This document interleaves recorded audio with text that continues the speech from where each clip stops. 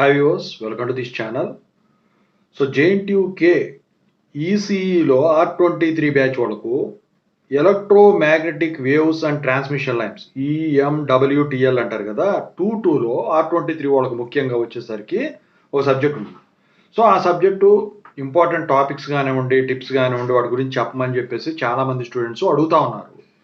So దాని గురించి ఇప్పుడు మాట్లాడుకుందాం. 5 యూనిట్లు ఉన్నాయండి. ఇందులో మీకు షార్ట్ క్వశ్చన్స్, ఎస్ఐ క్వశ్చన్స్ ఉంటాయి కాబట్టి అవి ఇవి చెప్తాను. అయితే ఇక్కడ ఆర్డర్ ఆఫ్ ప్రిఫరెన్స్ గురించి చూసుకుంటే ఫస్ట్ యూనిట్ 1 చదువుకోండి. ఆ తర్వాత వచ్చేసరికి మీరు కనుక యూనిట్ 3కి కానీ యూనిట్ 2కి కానీ వెళ్ళారంటే లెంగ్త్ ఎక్కువ అయిపోతుందండి. కాకపోతే యూనిట్ 2లో మీకు చదివినయే ఉంటాయి కొన్ని, అది ఈజీ అనిపిస్తాయి మీకు. అయితే 1, 2, 3 చూసుకున్న తర్వాతే 4, 5 మాత్రం వెళ్ళండి. చిన్నగా ఉన్నాయి, తక్కువ ఉన్నాయి కానీ వాటికి కనుక వెళ్ళారంటే మాత్రం మీరు ట్రాన్స్మిషన్ లైన్స్ దెబ్బైపోతారు, గుర్తుంచుకోవడం కష్టం అవుతుంది. ఓకేనా? సో ఇక ఈ ఆర్డర్ అది మామూలు ఆర్డరే.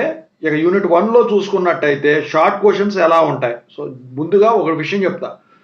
ఈ EMWTL అనేది చాలా స్ట్రిక్ట్గా చేస్తారండి. ఎందుకంటే మొత్తం కూడా మ్యాగ్నెటిజం, ఎలక్ట్రోస్టాటిక్స్, ఎలక్ట్రిసిటీ, మ్యాగ్నెటిసిటీ మొత్తం మ్యాగ్నెటోస్టాటిక్స్ మీదే ఉంటుందండి. ఎలక్ట్రోస్టాటిక్స్, మ్యాగ్నెటోస్టాటిక్స్ మీద.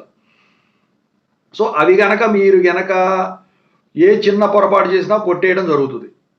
అందుకనే మీరు డెరివేషన్ ప్రిపేర్ అయినా, దానికి సంబంధించిన డెఫినేషన్ ప్రిపేర్ అయినా, ఫార్ములా ప్రిపేర్ అయినా, ప్రాబ్లం ప్రిపేర్ అయినా అంతా పక్కాగా ఉండాలి. సో ఫస్ట్ యూనిట్ 1లో చూసుకున్నట్టయితే ఎలక్ట్రోస్టాటిక్స్లో వచ్చేసరికి షార్ట్ క్వశ్చన్స్ ఎలా ఉంటాయి. కూలుమ్స్ లాని ఎక్స్ప్లెయిన్ చేయమనొచ్చు, ఎలక్ట్రిక్ ఫీల్డ్ ఇంటెన్సిటీ అంటే ఏంటో చెప్పమనొచ్చు, గాజ్ లా చెప్పమనొచ్చు, లేకపోతే అప్లికేషన్స్ ఆఫ్ గాజ్ లా అడగొచ్చు, మ్యాక్స్వెల్స్ 2 ఈక్వేషన్స్లో ఒక ఈక్వేషన్ రాయమనొచ్చు, లేకపోతే ఇంపార్టెంట్ వచ్చేసరికి డైఎలక్ట్రిక్ కాన్స్టెంట్ అంటే ఏంటి, పాయిజన్స్ ఈక్వేషన్ అంటే ఏంటి, లాప్లాస్ ఈక్వేషన్ అంటే ఏంటి అని చెప్పేసి అడుగుతాడు. లేకపోతే వాట్ ఈస్ కెపాసిటెన్స్. ఇంతే షార్ట్ క్వశ్చన్స్. ఎస్ఐ క్వశ్చన్స్ వచ్చేసరికి ఇందులో నాకు తెలిసి మ్యాక్స్వెల్స్ 2 ఈక్వేషన్స్ ఇంపార్టెంట్, కూలుమ్స్ లా అని ఎక్స్ప్లెయిన్ చేయమని అడుగుతాడు, electric field intensity, electric flux density గురించి డిఫైన్ చేయమని అడుగుతాడు. సో గాజ్ లా అంటే ఏంటి, దాని డెరివేషను, దాని అప్లికేషన్స్ రాయమని చెప్పేసి అడుగుతాడు అనమాట. ఇక కెపాసిటర్ గురించి అడిగితే అందులో ప్యారలల్ ప్లేట్ కెపాసిటర్ మీద అడుగుతాడండి. ప్రాబ్లం కూడా నాకు తెలిసి ప్యారలల్ ప్లేట్ కెపాసిటర్ మీదే మీకు ఇచ్చేదానికి ఛాన్స్ ఉంది. ప్రాబ్లం వస్తే దాని మీద ఎలక్ట్రిక్ ఫీల్డ్ ఇంటెన్సిటీ మీద, ఎలక్ట్రిక్ ఫ్లక్స్ డెన్సిటీ మీద ఇచ్చేదానికి ఛాన్స్ ఉంది. అది యూనిట్ 1. ఇక యూనిట్ 2లో వచ్చేసరికి 2 పార్ట్లు ఉన్నాయి, మ్యాగ్నెటోస్టాటిక్స్, మ్యాక్స్వెల్స్ ఈక్వేషన్స్ అని.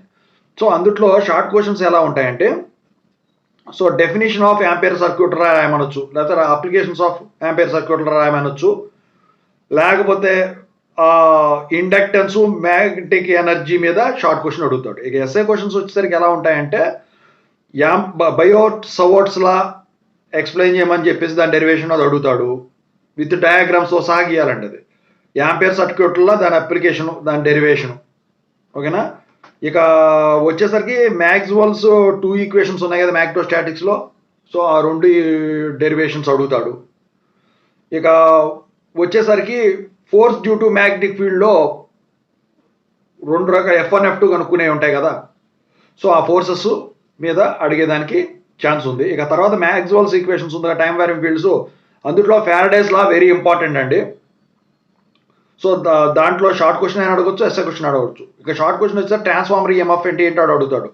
ఇక ఎస్ఐ క్వశ్చన్ వచ్చేసరికి అందులో Maxwell's equation in different final forms అని ఉంది కదా, సో దాని మీద అడుగుతాడు. Maxwell's equation very very important. ఇక ప్రాబ్లమ్స్ వచ్చేసరికి దీంట్లో నాకు తెలిసి యాంపియర్ సర్క్యూట్ల మీదే ప్రాబ్లం అడిగేదానికి ఉంటుంది, లేకపోతే మ్యాక్స్వెల్స్ ఈక్వేషన్ మీద ప్రాబ్లం అడిగేదానికి ఉంటుంది. ఇక యూనిట్ 3లో వచ్చేసరికి electromagnetic wave characteristics, EM wave characteristics అని ఉంది కదా. సో అది వచ్చేసరికి అందులో షార్ట్ క్వశ్చన్స్ ఎలా ఉంటాయంటే relationship between E and H అంటే ఎలక్ట్రిక్ ఫీల్డ్ ఇంటెన్సిటీ అంటే మ్యాగ్నెటిక్ ఫీల్డ్ ఇంటెన్సిటీ, దాని మీద అడుగుతాడు. లేకపోతే what are lossless dielectrics, give some examples అని చెప్పేసి అడుగుతాడు. What is polarisation, very important. ఓకేనా? లేకపోతేనేమో వచ్చేసరికి అందుట్లో పాయింటర్ వెక్టార్ పాయింటింగ్ థియరం మీద అడుగుతాడు స్టేట్మెంట్స్. ఇక ఎస్ఐ క్వశ్చన్స్ ఎలా ఉంటాయంటే derive the relations between E and H, అదొకటి. ఇక polarisation and examples of polarisation. ఇక అందుట్లో ప్రాబ్లమ్స్ వచ్చేసరికి E&H మీద అడుగుతాడు. ఓకేనా. ఆ తర్వాత ఇక ఎస్ఏ క్వశ్చన్స్లో పాయింటింగ్ థియరం ఎక్స్ప్లెయిన్ చేయమని అడుగుతాడు. So give some examples of perfect dielectrics. So very very important. State and explain conductors and dielectrics, very very important. So ఇక మీకు అంతకుమించి మీరు చేయలేరులేండి దాంట్లో. ఇక నాకు తెలిసి యూనిట్ 4లో ట్రాన్స్మిషన్ లైన్స్ 1లో షార్ట్ క్వశ్చన్స్ ఎలా ఉంటాయంటే ఆ equivalent T network, equivalent pi network గీమని, సర్క్యూట్స్ గీమని చెప్పేసి అడుగుతాడు. ఇక లేకపోతే అందుట్లో what are primary constant, what are secondary constants అని చెప్పేసి అడుగుతాడు. సో ఇది షార్ట్ క్వశ్చన్స్. ఎస్ఐ క్వశ్చన్స్ వచ్చేసరికి ట్రాన్స్మిషన్ లైన్ ఈక్వేషన్స్ డెరివేషన్స్, ఆ క్యారెక్టరిస్టిక్ ఇంపిడెన్స్ ఎలా వచ్చిందని చెప్పేసి డెరివేషన్ ఒకటి ఉంటుంది, అదొకటి. ప్రాపగేషన్ కాన్స్టెంట్ అంటే ఏంటి, అది షార్ట్ క్వశ్చన్ కూడా ఇవ్వటానికి ఉంటుంది. సో అలా అడుగుతాడు. ప్రాబ్లమ్స్ వచ్చేసరికి ఆ క్యారెక్టరిస్టిక్ ఇంపిడెన్స్ కనుక్కోవడం మీద ఖచ్చితంగా ఉంటుంది. ప్రాపగేషన్ కాన్స్టెంట్ మీద కూడా ఉంటుందండి. ఓకేనా. లేకపోతేనేమో state and explain the following: infinite line, lossless lines, distortionless lines. ఈ మూడు కలిపి ఏబీసీ కింద ఇచ్చేదానికి ఛాన్స్ ఉంటుంది. ఇక యూనిట్ 5లో చూసుకుంటే షార్ట్ క్వశ్చన్స్ ఎలా ఉంటాయి. So what is reflection coefficient. ఓకేనా, అదొకటి.